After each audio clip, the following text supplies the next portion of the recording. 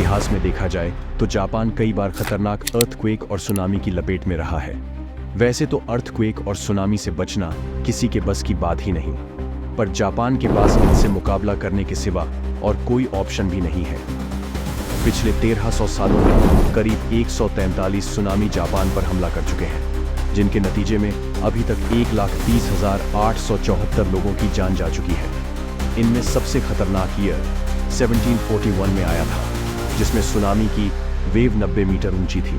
अफसोस की बात यह है कि जैसे जैसे वक्त गुजरता जा रहा है, जापान में सुनामी का खतरा भी बढ़ रहा है। सिर्फ 2022 में ही 300 से भी ज्यादा अर्थक्वेक्स रिकॉर्ड किए गए हैं। हालांकि कई बार एक दिन में 3 से 4 अर्थक्वेक्स भी रिकॉर्ड किए जा चुके हैं। जापान दुनिया का इकलौता देश है जहां अर्थक्वेक्स इतने कॉमन हैं कि यहां पर स्काई स्क्रैपर्स को अर्थक्वेक प्रूफ बनाना कंपलसरी होता है। जबकि 2000 से लेकर 2022 तक जापान 5 बार छोटे बड़े सुनामी को बर्दाश्त कर चुका है, जिनमें 2011 वाला सबसे जानलेवा था। आखिर जापान में ही क्यों इतने भूकंप या सुनामी आती है, आइए समझते हैं आज की इस इंटरेस्टिंग वीडियो में।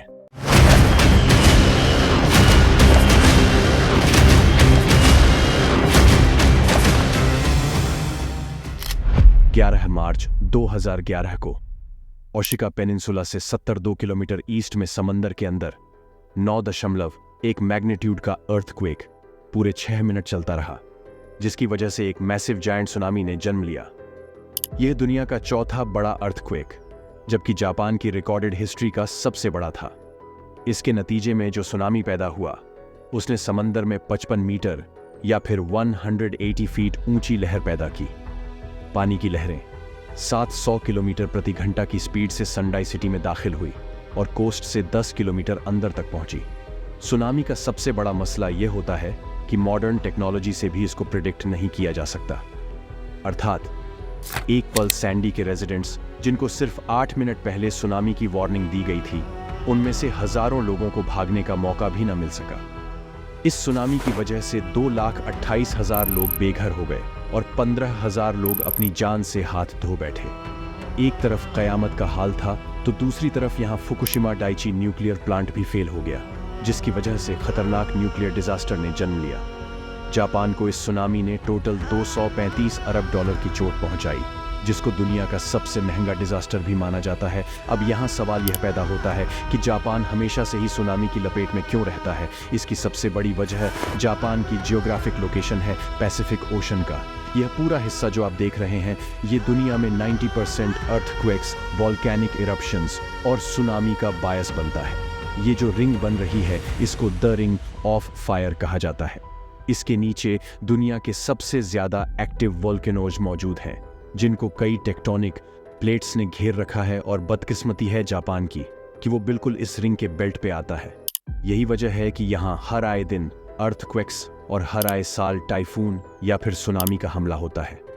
इन सब मुश्किलात के अलावा जापान का एक और मसला भी है, और वो ये है कि पूरे जापान का 70% लैंड एरिया सिर्फ पहाड़ों से भरा हुआ है, और जो 30% फ्लैट सरफेस है, वह ज्यादातर सिर्फ कोस्टल एरियाज में ही मौजूद है, जहां सुनामी का खतरा हर वक्त मंडला रहा होता है।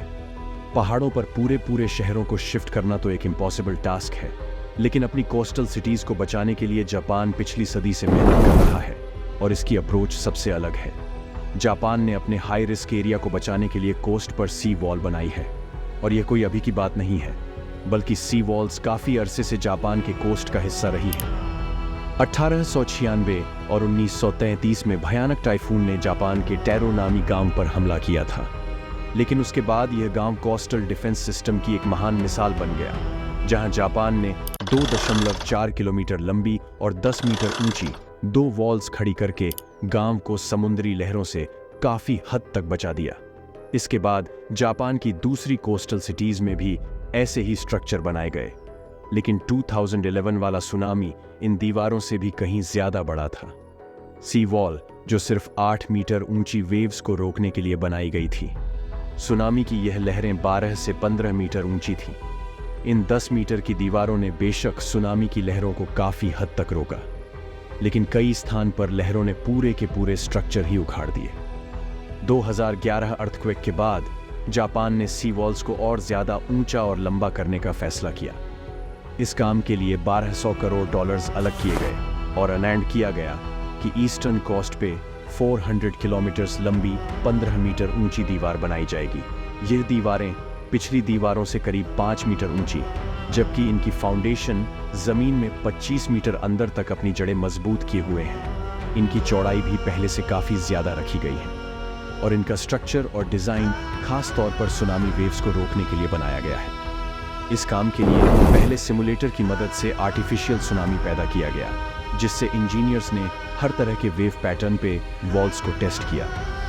एक वाइब्रेटर की मदद से 2011 अर्थक्वेक जैसा पैटर्न पैदा किया गया। वेव्स कितनी बड़ी होंगी तो कितना प्रेशर जनरेट करेंगी, ये सब पहले सिमुलेटर की मदद से कैलकुलेट किया गया था। सिमुलेटर पे नोटिस किया गया कि 2011 सुनामी की लहरों ने डायरेक्टली जापान को नुकसान नहीं पहुंचाया था, बल्कि इसने फ्लड की सूरत में, सैलाब की सूरत में आगे ट्रेवल किया। और ऐसा इसी वजह से हुआ क्योंकि सी वॉल्स ने काफी हद तक वेव्स का प्रेशर तोड़ दिया था। सिमुलेटर पे टेस्टिंग के बाद सी वॉल्स को अब कर्व शेप में डिजाइन किया गया है, जिसमें क्लियर देखा जा सकता है कि पानी जब सी वॉल से टकराएगा तो इसका कर्व शेप लहर को वापस यू टर्न करवाएगा और ऐसे एक लहर वापस पलटकर पीछे से आने वाली दूसरी वेव का प्रेशर तोड़ेगी। सुनामी की वेव्स के प्रेशर को तोड़ने के लिए जापान ने सिर्फ वॉल्स ही नहीं बनाई, बल्कि हॉटस्पॉट लोकेशंस के करीब समंदर में ब्रेक वाटर भी बनाए गए हैं। जब लहरें कोस्ट की तरफ बढ़ती हैं तो पहले यह ब्रेक वाटर इनका प्रेशर तोड़ता है, उसके बाद यह 15 मीटर ऊंची वॉल्स।